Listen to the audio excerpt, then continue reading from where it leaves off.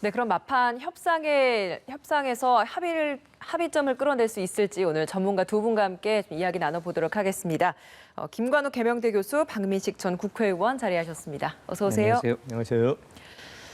네, 21대 국회 개원은 했는데 상임위원장 배분을 놓고 여전히 제자리 걸음만 하고 있는 것 같습니다.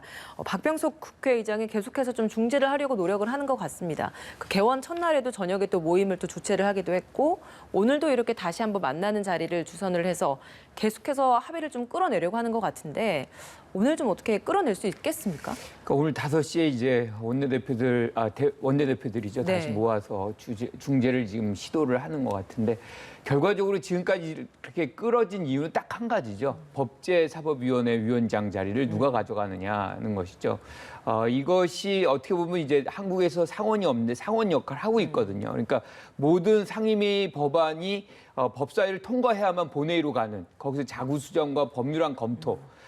그런데 이제 사실 어떻게 보면 지금 여당에서 얘기하는 문제 제기에 전적으로 저는 동의를 해요. 왜냐하면 상임위에서 한 뭐 1년 2개월 만에 뭐 법안 하나를 만들었다. 그래서 이제 법사위에 올렸어요. 그러면 자꾸 수정하면 바로 이제 넘겨줘야 되는데 여기에서 어떤 법안은 한 2년이 우리가 속된 말로 묵혀지는 그렇게 해서 사실상 통과가 안 되는 것들이 비일비재하기 때문에 이런 권한을 어떤 형태로든 야당이 여당을 견제하는 수단으로 가져간다는 건 입법 활동을 제약하는 것이고 저는 다른 상임위의 어떤 권한까지도 사실은 월권적으로 지금 법사위가 침해를 하고 있다 이렇게 보는 거거든요. 그래서 이런 부분을 어떤 형태로든 저는 제거를 해야 된다. 그래서 저는 이 법사위를 줘도 이제 여당에게 가든 뭐 야당에게 가든 상관없다고 봐요. 그런데 그 자구 수정 권한, 법률안 검토 권한을 삭제를 한다 그러면 저는 뭐 이것이 어느 당에게 가건 저는 무관하다. 그래서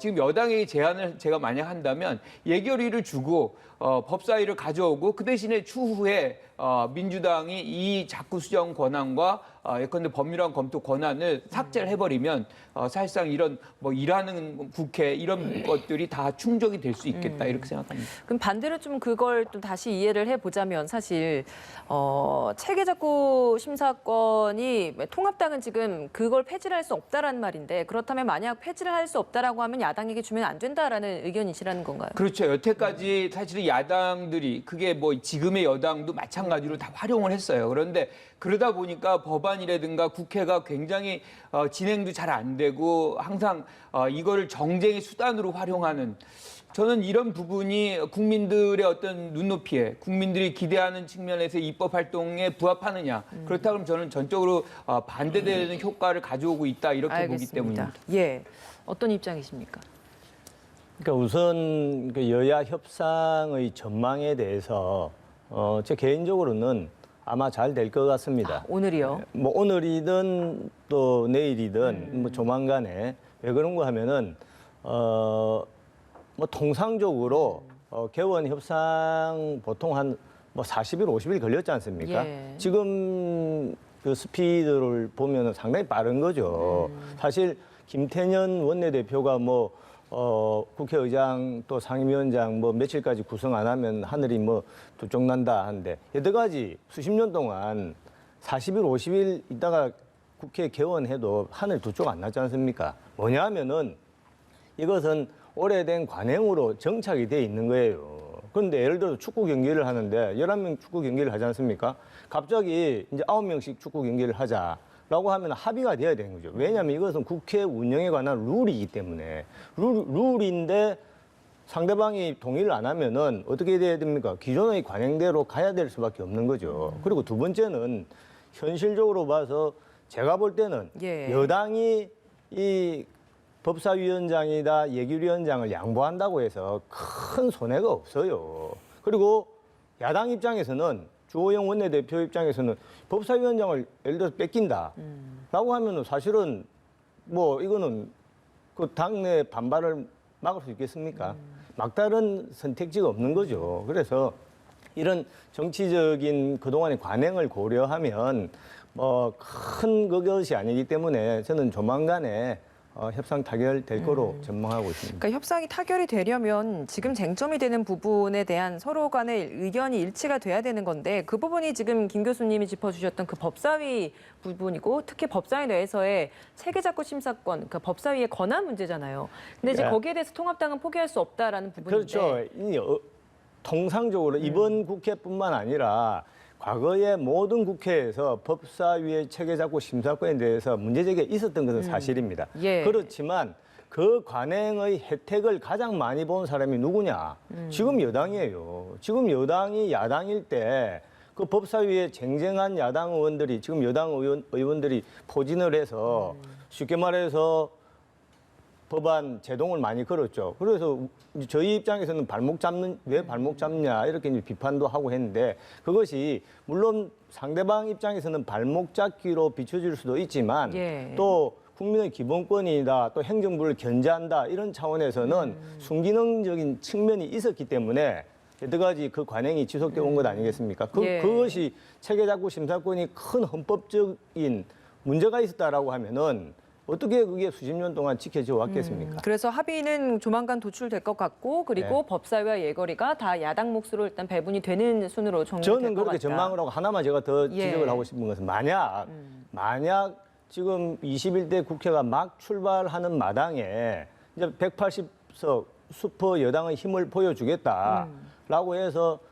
이제 전 상임위원장을 실질적으로 표결하게 되면 다 할 수 있지 않습니까? 그러니까요. 만약 가져간다라고 예. 하면은 저는 그 후폭풍을 지금 여당이 감내를 못할 겁니다. 아마 오만과 독주 이런 국회 운영 이렇게 비춰지는 거를 감내하기 어렵다. 네, 이 부분이 연장선 상에서 좀 질문을 드려볼게요. 그러니까 만약에 지금 5일날 개원도 민주당 법대로 하겠다라고 해서 이제 개원이 되지 않았습니까? 제1야당이 제외된 상황에서. 그리고 나서 또 8일에 상임위원장 배분도 완료를 하겠다라고 만약 이게 법대로 또 하겠다라고 강행을 하게 된다면 합의가 되지 않은 상황에서 이게 된다면 또 표결 처리까지 또 가게 될 것인지 좀 어떻게 될 거라고 보시나요? 그렇죠. 그러면 이제 사실은 일본식의 합의 정치에서 미국식의 다수결 정치로 전환되는 것뿐입니다. 그러니까 아까 말씀하셨지만 사실 관행이 있었죠. 분명히 이렇게 상임위도 배분을 하고 의석수 비례 원칙이 적용되기보다는 서로 이렇게 좀 안배를 해주는 그런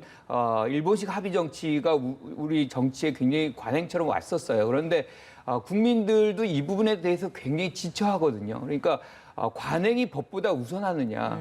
법을 만드는 입법부가 법을 지키지 않는 것들을 수십 년 해오놓고서도 그것이 관행이란 이름으로 계속돼야 된다라고 하면 법을 항상 지키는 것을 이제 하나의 의무로 알고 사는 국민들의 입장에서 그거를 받아들이기 굉장히 어렵거든요. 그래서 지금부터라도 법을 지키는 이제 국회가 돼야 되는 것이고 저는 만약에 여기서 합의가 안 된다 그러면 18개 다 가져가면 됩니다. 그리고 의장이 실질적으로 이 배분을 해줄 수 있잖아요. 배분이 이제 어떤 식으로 하냐면 의원들을 이제 상임위에 배치를 하면 됩니다. 그렇게 하면 그 상임위에서 위원장을 임명하는 건 아니에요. 그러니까 위원들을 이제 배치를 하면 거기서 사실상 선출을 하는 거죠. 그런데 의석수 비례 원칙이 다 다수당이 이제 민주당이 되니까 18개 상임위가 다 사실상 민주당의 몫으로 갈 공산이 큰 거죠. 그렇게 된다고 하면 민주당 스스로에게 후폭풍은 없겠습니까?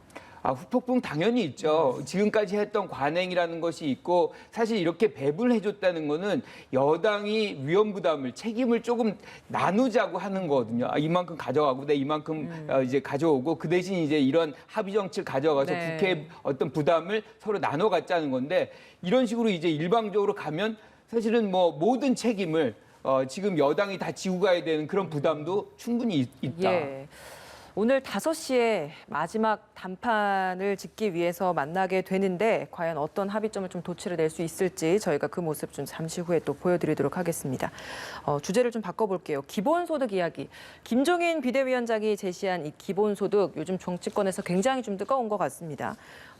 아직 구체적인 논의는 좀 더 필요하지만 사실 이런 기본소득이라는 것이 진보 진영에서 주요한 화두를 떠올랐던 것이 보수 진영에서 먼저 꺼내졌고 그리고 오히려 진보 진영 내에 내에서는 좀 신중하자, 좀 더 천천히 가자라는 목소리가 더 나오고 있는 것 같아요. 진보 어떻게 좀 진영에서는 아무래도 이런 보수 정당에서 진보 진영의 의제가 나온 걸 두 가지 측면을 볼 거예요. 허를 찔렸다. 이게 사실은 2012년도에도 김종인 그 당시에 이제 위원장이었을 거예요, 아마. 뭐라고 내놨냐면 경제 민주화라는 이제 담론을 내놓고 그것도 사실상 어떻게 보면 이제 진보 진영의 아젠다죠. 그걸 가져왔고 그 부분에서 상당한 중도층과 부동층을 흡수하면서 사실은 박근혜 정부의 탄생에 기여를 했잖아요. 그러니까 이런 아젠다를 뺏기는 것은 굉장히 사실은 기분이 안 좋죠. 왜냐하면 자신들의 진보 진영 입장에서. 그런데 저는 좀 그렇게 보진 않아요. 왜냐하면 뭔가 국민이 필요하다라고 생각을 하면 그것 자체가 뭐 이쪽 진영 거든 저쪽 진영 거든 앞다퉈서 경쟁적으로 이제 추진하는 것이 맞다고 보는 거죠. 이제 그런 측면에서 보수정당이 통합당의 대표가 이런 기본소득 안을 어떻게 좀 던져놨다. 논의를 이제 시작하는 발화점을 만들었다는 거는 보수정당의 정책적 지평을 좀 확장했다. 그리고 이번에 이제 코로나19의 상황을 보면서 우리가 이런 부분이 필요성에 대해서는 어느 정도 공감대가 이제 커져가고 있다는 측면에서는 저는 뭐 시적절한 이 논의의 어떤 담론을 꺼냈다 이렇게 봅니다. 예. 어떻게 보십니까? 기본소득. 아니 이제 그 기본소득 문제를 보통 이제 뭐 그거는 진보 진영의 것이다. 아젠다다. 쉽게 말해서 우리 재산이다. 뭐 이렇게 말씀하시는데 저는 좀 다른 의견을 가지고 있는데 결국 진보든 보수든 결국 국민들의 그 욕구에 신속하게 또 적정하게 대답을 하는 것이 정치적인 책무 아니겠습니까? 이제 저는 기본적으로 보수라는 그 개념이 뭔가 망고불변의 딱 고정돼 있는 그런 개념이 아니라고 봅니다. 영국에서도 과거에 국민들이 그 욕구가 변화하면은 그 변화에 적응하는 것이 보수의 사실은 책무다. 이제 그런 측면에서 김종인 비대위원장이 기본소득 어젠다를 선제적으로 내놓은 것에 대해서는 상당히 긍정적으로 평가를 하고 네. 이제 문제는 이것이 기본소득 개념이 단순하게 복지 의 문제, 지금 말해서 이제 보편적 복지냐, 선별적 복지냐, 과거 2012년도에 기초노령연금 이런 논쟁하고는 좀 다르다. 왜냐하면 지금 코로나 시대 뭔가 패러다임 자체가 변화되어 있고, 뭐 예컨대 일자리 문제 같은 것도 지금 이제 기술의 발전으로 인해서 일자리가 점점 줄어들고 있다고요. 그런 측면에서 그러면 어떻게 과거의 개념으로 성장을 과연 견인해낼 수 있느냐 어렵다고요. 그런 측면에서 이거는 단순하게 복지의 문제만이 아니라 위기에 처한 자본주의 시대의 새로운 성장의 문제 개념일 수가 있다. 예. 이런 측면에서 충분히 우리 보수의 가치가 될 수 있죠. 그러니까 늘 이런 복지, 그러니까 지금 문제가 나오면 재원 마련이 가장 문제이고 지금 이 시점에 이 문제가 논의될 수 있는 주제이기는 합니다만 3차 추경까지 나오고 있어서 국채 발행이 뭐 50% 가까이가 되고 있는 이 상황에서 과연 이 기본소득 문제가 과연 얼마나 현실성 있게 논의될 수 있느냐 이 부분은 어떤가요? 그러니까 저는 지금 논의의 시작이라고 보는 거죠. 이게 지금 당장 실천할 수 있는 그런 사안은 절대 아니라고 봅니다. 그러니까 지금 가장 중요한 건 이 재원을 어디서 가져올 것이냐. 그러니까 이번에 우리가 12조 정도 들어가지고 긴급 지원을 했잖아요. 지금 이거를 아마 우리가 기본소득을 하면 몇백 조, 그러니까 100조가 넘는 걸로 제가 알고 있어요. 그런데 이거를 어떻게 만들어내느냐. 그것보다 더 중요한 건 사실 국민적 공감대를 형성하는 겁니다. 얼마나 많은 사람들이 여기에 대해서 공감을 하고 이 정책으로 한번 가보자라는 거기에 이제 지지가 나와야만 하는 것이지 여기서 돈이 있다고만 해도 그게 저는 실현 가능성이 발생한다고 생각하지 네. 않습니다. 그래서 이런 어떤 재원 마련과 국민적 공감대를 형성하려면 상당한 기간이 많이 필요하고 특히나 저는 이 부분에 관해서는 우리가 원자력 발전소 뭐 폐기 문제를 우리가 한번 했었죠. 공론화를 해가지고 시민민주주의를 한번 했었는데 저는 이것도 우리가 시민민주주의를 통해서 공론화 과정을 거쳐서 국민들의 공감대를 형성할 필요가 있겠다라고 생각을 합니다. 예, 알겠습니다. 민주당 전당대회 이야기를 좀 해볼게요. 이 질문 제가 김 교수님께 좀 드려봐야 될 것 같습니다. 이낙연 위원장에 이어서 김부겸 전 의원도 지금 당권 도전 의사를 밝혔는데 다른 주자들 사이에서 당권 도전을 대권 주자들이 하는 부분에 있어서 벌써부터 비판하는 목소리가 나오고 있단 말이죠. 이 부분은 어떻게 저희가 좀 이해를 해야 될까요? 그러니까 이 이유가 사실은 그러니까 대선 주자가 1년 전에 사퇴를 해야 되는 그 조항이 있기 때문에 결과적으로 이낙연 위원장도 그렇고 다른 분들도 그렇고 출마하시려고 하는 분들은 7개월짜리 이 대표일 수밖에 없는 거죠. 이제 그 부분을 어떻게 보면 겨냥을 해서 임기 논쟁을 불러와서 사실상 출마하는 분들의 이 압박하는 그런 수단으로 지금 쓰이고 있다. 근데 이게 8월이잖아요. 그렇죠. 근데 지금 이렇게 이게 벌써부터 서로 경쟁 구도가 이렇게 물오르는 게 원래 이렇게 빨리 오르는 겁니까? 그렇죠. 지금 정도면 충분히 이미 이제 사실은 어떻게 보면 캠프는 다 차려져 있을 거예요. 예.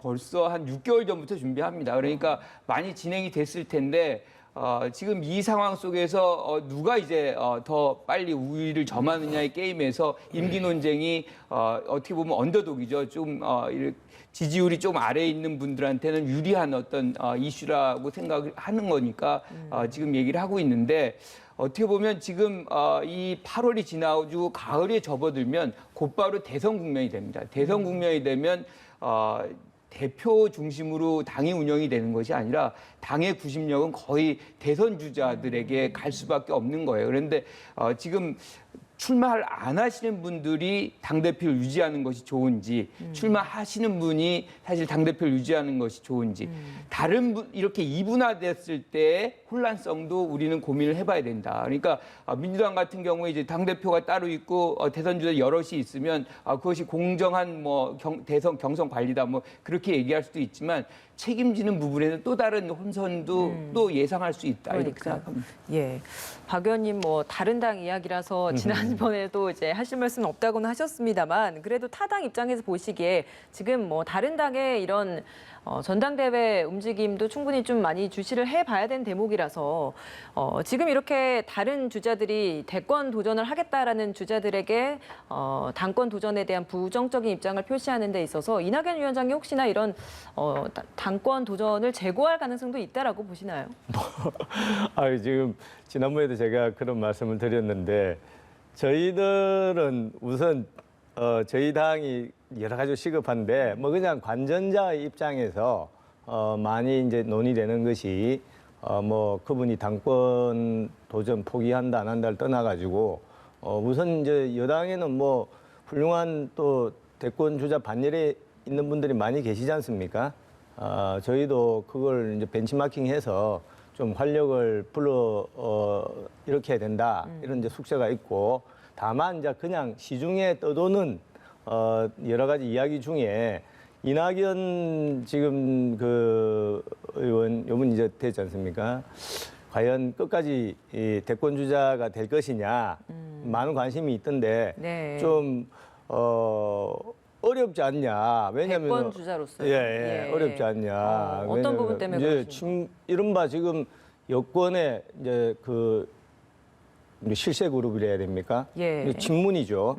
이른바 친문. 그 친문에서 이낙연 결국 대권 주자로서의 그 위상, 또 가치, 또 경쟁력 이런 데 대해서 상당히 부정적으로 보고 있다. 이런 말을 많이 들었습니다.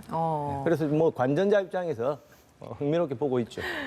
당이 한 개파, 사실 개파도 없다고 지금 주장을 하고 있거든요. 근데 친문이 선호하지 않으면 대선 주자가 되기 어렵다. 저는 거기에 동의하지 않습니다. 그러니까 당은 일부 세력의 어떤 전유물이 아닌 것이고요.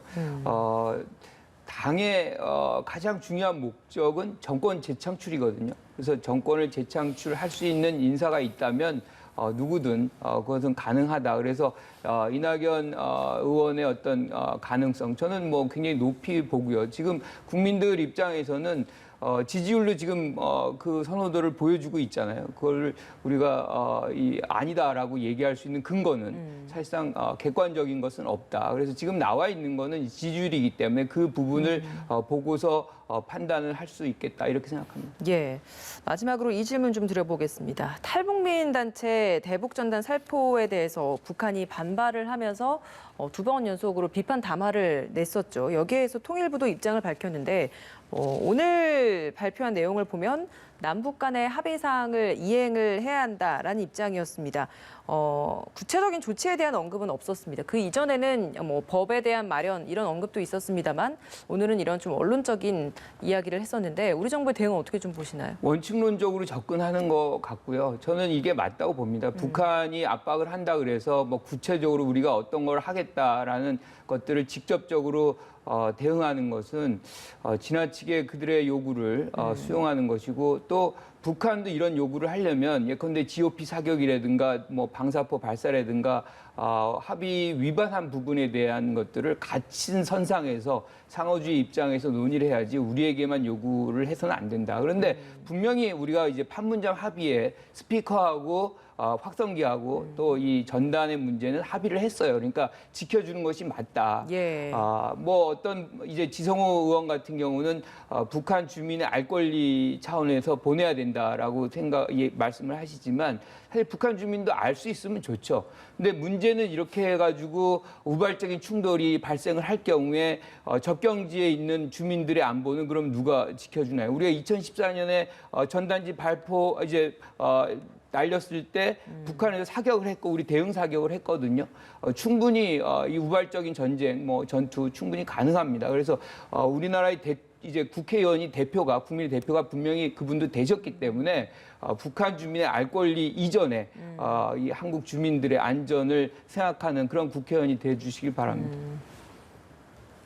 이제 대북 전단 살포 문제는 우선 좀 헌법적인 측면에서 볼 필요가 있다. 이것은 우리 정부가 한 행위가 아니지 않습니까? 정부 차원의 문제가 아니라 민간에서 한. 예. 우리 국민들은 헌법상 표현의 권리가 있죠. 아주 중요한 기본권인데 이 부분에 대해서 그러니까 너무 좀 예민하게 북한은 예민하게 반응할 수 있죠. 북한 측은 예민하게 반응할 수 있지만 그것을 우리 정부까지 덩달아서 북한의 김여정 이 딱 예. 제가 볼 때는 거의 막말이에요.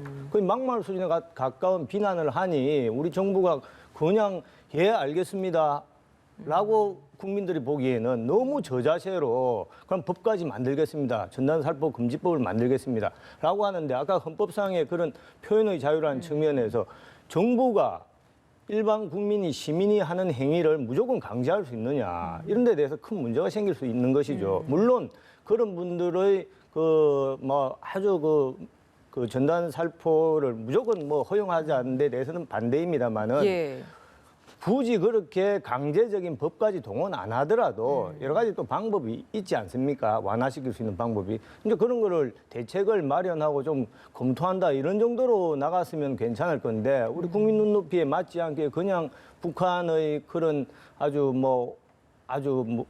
지시 비슷하게 아주 엄명에 뭔가 너무 저자세로 하니까 사람 그 타이밍상으로 상당히 좀 부적절하게 보이지 않느냐 하는 걱정이 있는 것이죠. 예, 그 법안 마련과 관련해서 기자들의 질문이 있었죠. 통일부 브리핑에 거기에서 통일부 스스로도 이 법안 마련이 오늘 당장에 지금부터 마련하겠다라는 이야기가 아니라 그동안 꾸준히 검토를 하고 좀 준비를 해오고 있었던 그 과정에 있었다라는 이야기를 좀 했던 것 같습니다.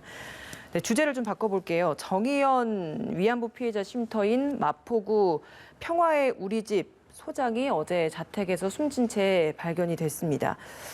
검찰의 압수수색이 있었던 장소이기도 했었죠. 이곳에 대해서 사실 윤미향 의원 같은 경우에도 정의연 이사장도 했었고 이분과 굉장히 좀 친밀감도 있는 사이였다고 해서 오늘 또 입장 표명이 있을까요? 그렇죠. 2004년부터 일을 같이 했다고 그러더라고요. 이분도 이런 위안부 할머니들을 이렇게 지원하고 하는데 거의 평생을 기울이신 분인데 갑자기 이렇게 숨져서 그러니까 굉장히 안타까운 예. 마음이죠. 그런데 윤미향 의원도 SNS에 자기 애도의 글을 올렸다가 이제 삭제한 내렸죠. 걸로 예. 돼 있는데 저는 이 부분이 어떻게 보면 검찰이 그래서 서부지검 같은 경우에 바로 입장문을 냈어요. 이거 수사의 대상도 아니었고 소환 요구도 한 적이 없다. 그러니까 그런 압박을 통해서 이제 본인의 어떤 생각이 뭐 이 극단적인 어떤 선택을 하게 만드는 그런 걸로 이제 되지 않았다는 거를 이제 검찰이 강조하는데 사실 평범한 사람의 입장에서 보면 압수수색은 그렇게 쉽지는 않거든요. 그렇죠. 그러니까 이런 부분들이 아마 상당한 압박감으로 작용했을 것은 분명하거든요. 그래서 그런 측면에서 이제 본다면 검찰이 조금 더 수사 관행을 원만하게 가져갈 필요는 하나 있는 것이고요. 저는 그분에게도 오히려 이런 굉장히 어려운 상황이잖아요. 정의연도 그렇고 할머니들 도와주는 일에 어려운 상황인데 이럴 때일수록 의혹을 좀 잘 정리를 하고 해결을 하고 해서 거듭나는 어떤 계기로 삼았어야 되는데 그런 선택을 하셔서 좀 많이 안타깝습니다. 예. 아니 뭐 우선 그 극단적인 선택을 한 부분에 대해서 안타깝게 생각을 합니다. 안타깝게 생각을 하고 검찰도 좀 더 신속하게 진상을 빨리 규명해야 되겠죠. 문제는 이 사건이 어떻게 해서 촉발되었느냐. 결국 윤미향 의원이 뭔가 키를 가지고 있는 것 아니겠습니까? 그 위안부 할머니가 문제 제기를 했고 거기에 대답하기 위해서 또 국민적인 공분이 일어났고 그래서 검찰에 수사를 하는데 압수수색은 당연한 겁니다.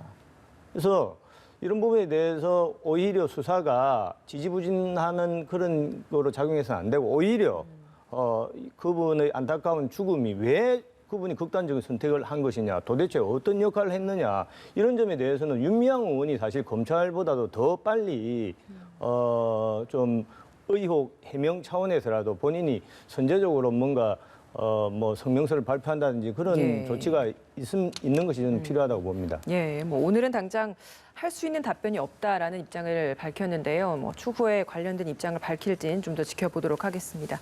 오늘 두 분 말씀 여기서 마무리 짓도록 하겠습니다. 김관욱 계명대 교수, 박민식 전 국회의원이었습니다. 고맙습니다.